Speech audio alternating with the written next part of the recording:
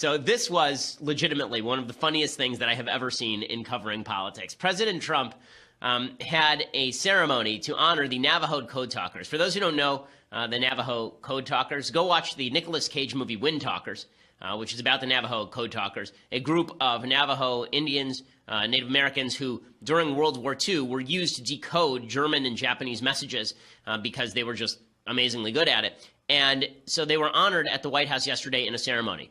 Now, this is directly out of Veep or Arrested Development, or, I mean, it really is amazing. First of all, you have to start, we should flash the image up before we start so people can see what we're talking about. First of all, you can see behind President Trump is a portrait. You can't see the head in that portrait just because the shot isn't wide enough. The head in the portrait is that of Andrew Jackson. So they are doing an event honoring Native Americans who served the United States in front of a portrait of Andrew Jackson, the president responsible for the Trail of Tears. Like the guy responsible for helping to violate a bunch of treaties with the Native Americans and the forcible expulsion of those Native Americans from particular southern states into places like Oklahoma, including the deaths of presumably tens of thousands of Native Americans along the way, hence it being called the Trail of Tears. So just really well done by the optics folks at the White House. But it gets better. President Trump it's obvious he doesn't know anything about the Navajo Code Talkers, and he has not actually done any research on it. So he goes in his brain to, what's a joke I know about Native Americans? Oh, yeah, Elizabeth Warren. And so this is a thing that actually happened in real life in the White House with the President of the United States. To really enjoy this clip fully, you have to keep your eyes not on President Trump, but on the Navajo gentleman, the U.S. Marine Corps honoree, whom he is talking to, because it is astonishingly great. What you really need is the slow pan and then the Larry David music coming in to make this complete. But watch this clip. It's just great. It wasn't just what President Trump said about Elizabeth Warren, it's where he said it, at an event to honor elderly Native American code talkers who used their tribal languages during World War II to help confound U.S. enemies. You were here long before any of us were here, although we have a representative in Congress who they say was here a long time ago. They call her Pocahontas. And you can see the awkward smile from the Navajo Code Talker guy and the honoree. And if we played it for a few more seconds, he then realized how awkward it is, because apparently there were people in the room that had to turn their face to the wall because they were laughing because it's so ridiculous. And Trump then reaches out to the Navajo guy and he goes, I like you. I like you a lot. Like, really, that's how the clip continues. So that's pretty astonishing. It's pretty, that's pretty glorious Trump. I mean, there's good Trump and there's bad Trump and there's eloquent Trump and there's just glorious Trump. There's just the pure revelry of Trump. Now, a bunch of people got very upset about this. So two things can be true at once. One, Elizabeth Warren is the worst. And Elizabeth Warren lied about having Native American heritage in order to get a job at Harvard Law School. That can be true. Second thing that can also be true. It's pretty buffoonish to actually use the opportunity of honoring Native Americans to make a Native American joke about a sitting United States senator, as horrific as she may be. And she is. Elizabeth Warren's terrible. That's pretty clownish. If they were having an event honoring a bunch of Jewish veterans of World War II who had served their country honorably, and then Trump dropped like a Jewish joke in the middle about like somebody who had pretended to be a Jew, it would be real weird. Like that's a hell of a non sequitur from the President of the United States. But what's amazing about this is that the media insists that Trump was being a racist. Now, Trump was not being a racist, okay? Just stop it. Just stop it. You're being stupid. It's not racist for Trump to call Elizabeth Warren Pocahontas, okay? He even gets the joke wrong. The joke is Pocahontas, because she's not really Pocahontas. She's pretend Pocahontas.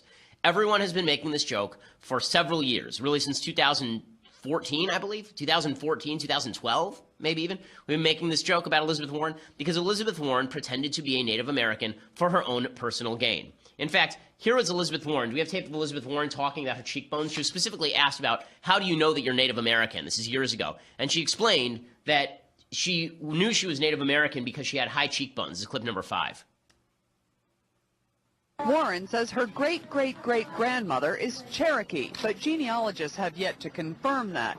Warren referenced a photo of her grandfather on her mantle as part of the family lore. My Aunt Bee has walked by that picture at least 1,000 times, remarked that her father, my papa, had high cheekbones like all of the Indians do, because that's how she saw it. And she said, and your mother got those same great cheekbones, and I didn't. She thought this was the bad deal she had gotten in life.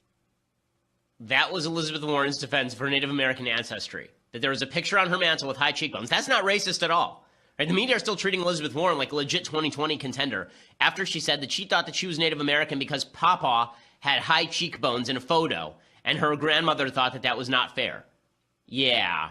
By the way, Cherokees questioned Elizabeth Warren's story. In fact, Cherokee sources talked about Pow Wow Chow. They said that when they tried to track down why Elizabeth Warren said she was Native American, Elizabeth Warren said she was Native American because she had a recipe that appeared in an Oklahoma publication. She's from Oklahoma, and the publication was called Pow Wow Chow. Okay, Pow Wow Chow was supposed to be exactly as it sounds, like a cookbook of Native American recipes. Her recipe was a recipe for crab bisque.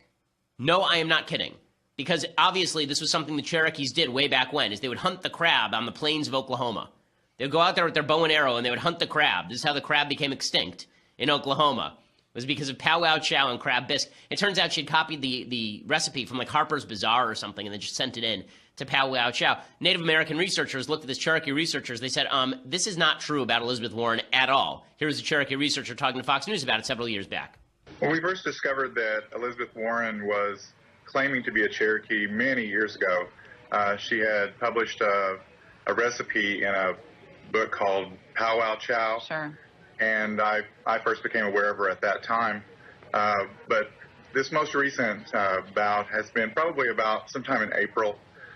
We heard her name again and became very concerned because she was moving into a public realm that could impact the Cherokee Nation and the Cherokee people generally. Yeah, I guess what is it specifically that you find offensive or bothersome about this? Well, at first we were not offended because many people have claims of American Indian ancestry, Sure. And that's not offensive.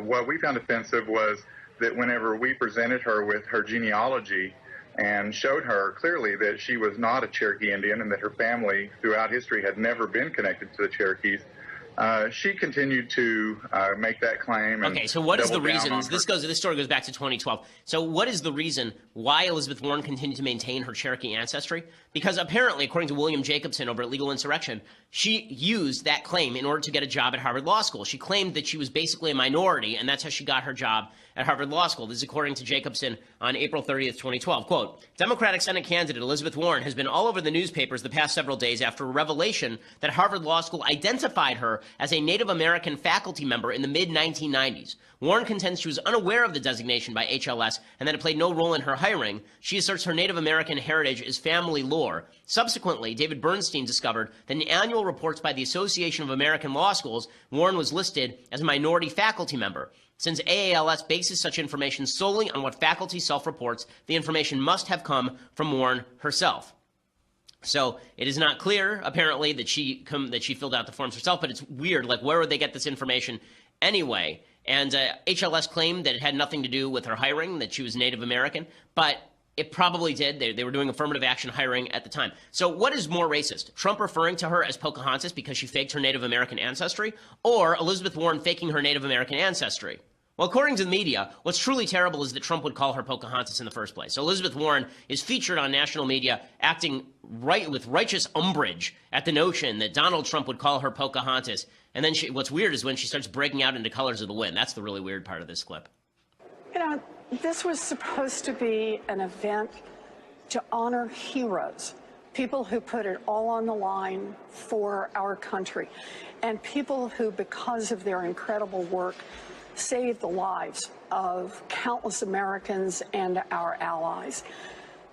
It is deeply unfortunate that the President of the United States cannot even make it through a ceremony honoring these heroes without having to throw out a racial slur. Oh, it's a racial slur. Donald Okay. Trump Like, listen, Elizabeth, Professor Warren, as I knew her when we were at Harvard Law School, Professor, Senator, let me just point out to you that you are the one pretending to be Native American. Okay, you're the one who's talking about what happens just around the river bend and talking to Old Mother Willow, right? You're the one who's doing all this stuff. Like all of this nonsense about how it was Trump who coined all of this and that it's Trump's. Listen, Do I think it's ridiculous for Trump to break into a Navajo code talker event to make fun of Elizabeth Warren for calling herself Native American? Yes, it's absurd. It's ridiculous. It's buffoonish. It's ridiculous. It's just you run out of thesaurus adjectives. But it is equally ridiculous for the media to pretend that it's racist for Trump to call Warren Pocahontas when she's the one pretending to be Native American.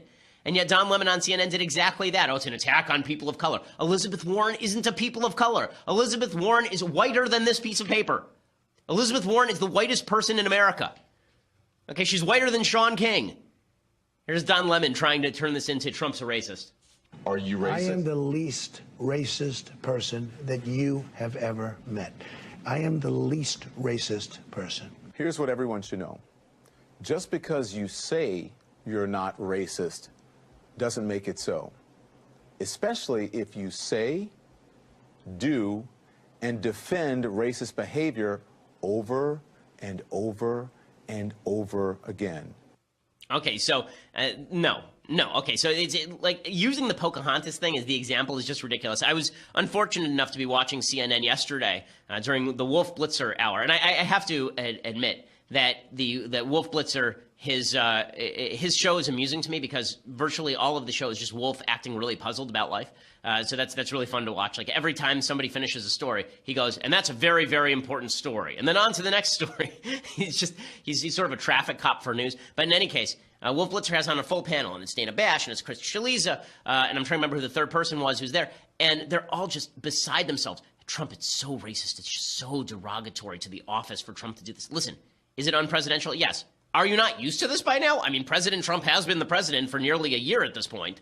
Are we really expecting him to be the hallmark of decency and poise? Because that ain't happening. But the attempt to turn it into something racist is truly absurd, especially when, again, you want to know why Trump gets support? Trump gets support because now the media, they can't help themselves. Instead of just saying, utterly inappropriate for Trump to make these comments in front of a bunch of Navajo code talkers, instead of them just to say that, they have to go overboard and say it's racist. And then all of his people go, wait a second, the person who's racist is the person pretending to be the Native American and talking about why high cheekbones make you Native American.